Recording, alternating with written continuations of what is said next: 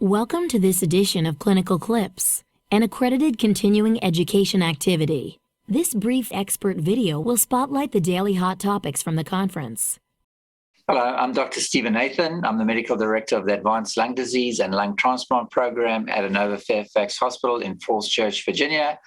But coming to you live from Virtual Chest 2021. Hopefully next year it won't be virtual and we'll get to see each other in person. This version of Clinical Clips, I'm going to be going through some important data and posters that were presented at Chest this year on PH-ILD, pulmonary hypertension, in association with interstitial lung disease. The first one I'd like to do is entitled Dose Response Analysis of Inhaled Treprostinil in Pulmonary Hypertension Associated with Interstitial Lung Disease and Its Effects on Clinical Worsening.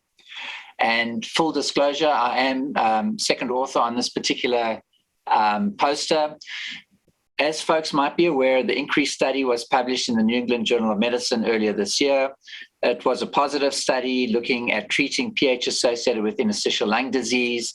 The paper was published in the New England Journal, as I mentioned, and the drug inhaled treprostinil was approved by the FDA in March of this year as a treatment for PH complicating ILD. So a lot of positive buzz around this. It gives us a new treatment to offer our patients. And this particular post-hoc analysis looked at clinical worsening in those patients who were able to achieve a dose of 9 breaths 4 times a day or more versus the rest. If you can see the actual poster in figure 1, it gives you a breakdown of how many folks achieved what dose. And what was quite evident was that those patients who achieved the highest dose, namely 9 breaths or more 4 times a day, had much less in the way of clinical worsening.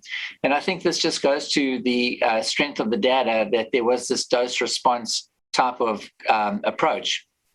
Table 2 of the poster gives you the various components of this composite endpoint of clinical worsening. One thing that is notable is that those patients who achieved more than 9 breaths or more a day appear to have significantly less mortality. Now, this is, I wouldn't make too much of this, but it was statistically significant. Once again, attesting to the benefit of trying to get your patients on the highest possible dose, sometimes doing slow and steady on the way to an achievable dose might be the best way to go. And so hopefully some more information that helps to validate the utility of inhaled treprostinil. The next poster I'd like to talk about is comparisons of effects of inhaled treprostinil on lung function in patients with interstitial lung disease associated pulmonary hypertension and pulmonary arterial hypertension. During the course of the INCREASE study, the forced vital capacity was looked at as a safety endpoint to make sure that inhaled treprostinil didn't cause harm to the parenchymal lung disease. And in actual fact, what we found was that those folks who got inhaled treprostinil had better lung function compared to the placebo group after 16 weeks. And this raised the prospect of inhaled treprostinil perhaps having direct antifibrotic effects. But another concept that is out there was whether or not the effects of inhaled treprostinil on the compliance of the vasculature affected the forced vital capacity. The way we try to get better insight into this was to compare lung function change during the course of the INCREASE study to the original study in Group 1 pulmonary arterial hypertension, the TRIUMPH study that got inhaled treprostinil approved in around 2010. So we went back and looked at the FVC change in the TRIUMPH study and compared that to the FVC change in the INCREASE study. Once again, we showed an increase of statistically significant difference between the placebo and treatment arms, which we didn't see in the TRIUMPH study. So the inference from this was that the effects of inhaled treprostinil on FVC are not mediated through vascular compliance effects, but rather raises the prospect perhaps a little bit further that inhaled treprostinil might have true antifibrotic properties. The next post I wish to talk about also comes from the INCREASE study, and it's titled The Impact of Hemodynamic Parameters on Inhaled Treprostinil Treatment Response, a subgroup analysis from the INCREASE trial. Full disclosure, I was the senior author on this particular post-hoc analysis of the INCREASE study. And what we did in this study was we looked at the severity of the hemodynamics based on the mean pulmonary artery pressure as well as the pulmonary vascular resistance, and looked at the difference in both the FVC as well as the 6-minute walk distance based on the severity of the hemodynamics.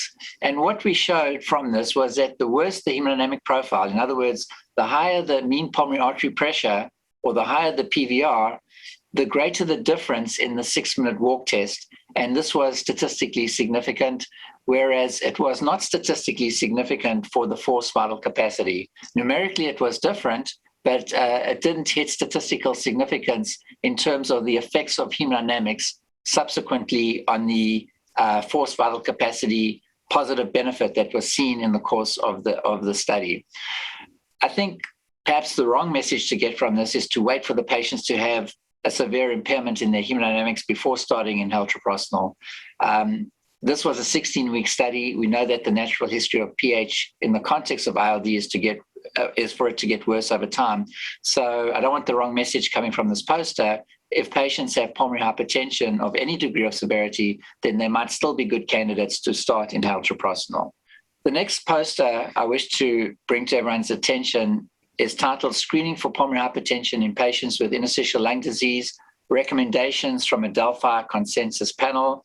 Full disclosure, I did participate in this Delphi, which got together a group of both ILD as well as pulmonary hypertension docs to try and give some direction to the community about how to screen for PH complicating interstitial lung disease.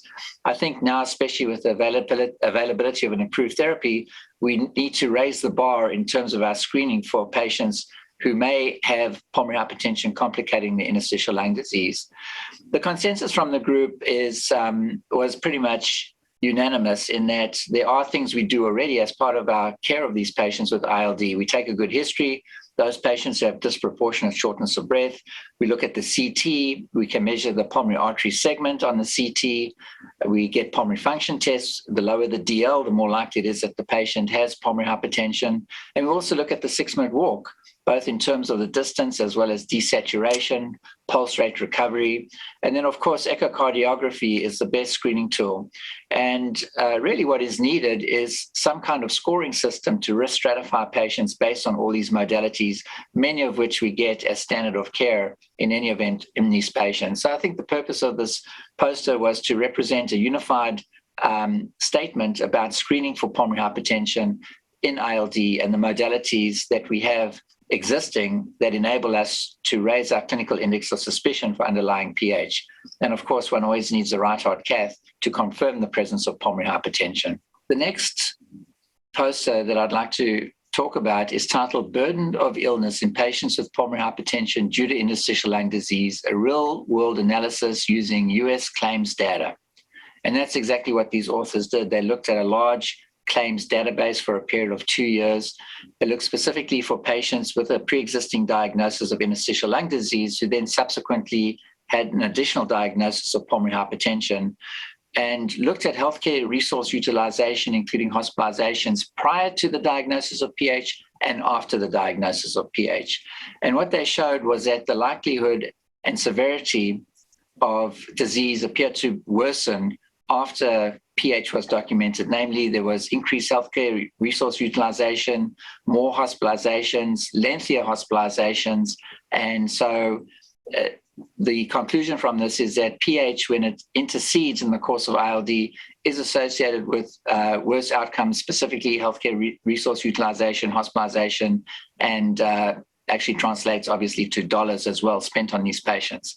So validation of what we suspected based on real world data, which I think is very helpful in building the pool of information about PH complicating interstitial lung disease. The last poster that I'd like to highlight is one titled Significance of the Passive Leg Raising Test in the Diagnosis of Pulmonary Hypertension Due to Left Heart Diseases in Systemic Sclerosis.